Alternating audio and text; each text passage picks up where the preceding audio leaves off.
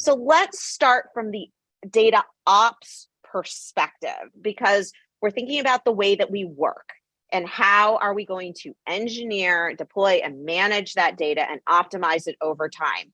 We talked about this idea of data as a product in our data mesh conversation. Well, if you have a data product and it's got a bill of materials, you need to manage that portfolio. So you need a way to manage that portfolio. Cataloging functionality helps you do that, to define the components, to define the products, to define how those are constructed and manage the life cycle and tie them to the initiatives and the value propositions. But there's also the collaboration and the project management that goes along with that.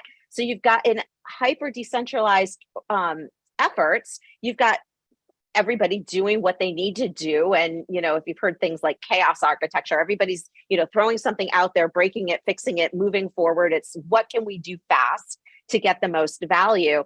But there still needs to be some form of reference around what's going on. And if there's a foundation that gives you that ability to communicate and collaborate and see how things are progressing, then again, a catalog environment can be quite useful for that, as well as providing some foundational components on where do I go for connectors? What types of data and analytic products and assets do I have available?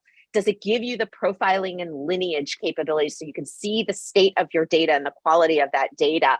Those artifacts, those components, what pipelines have I got going on around? If you're pushing out microservices and containers, what does that look like? Do you have streams and stream processes moving on? And then lastly, data ops is moving into much more of a modern development cycle, and we're doing much more CI/CD. Well, catalog kind of gives you this overlay. And because of self-service, it's not only looking at what the IT organization is doing, it's tying that back up to how are those products and components being adopted, reused, and extended by the broader business community and analytics community. And that business community and analytics community that is publishing their own assets and products wants to bring that back in. So now you're starting to harmonize all these different constituencies with capabilities that a catalog can really start to provide, and what types of things that you want from data ops. So we talk about data ops from an IT perspective,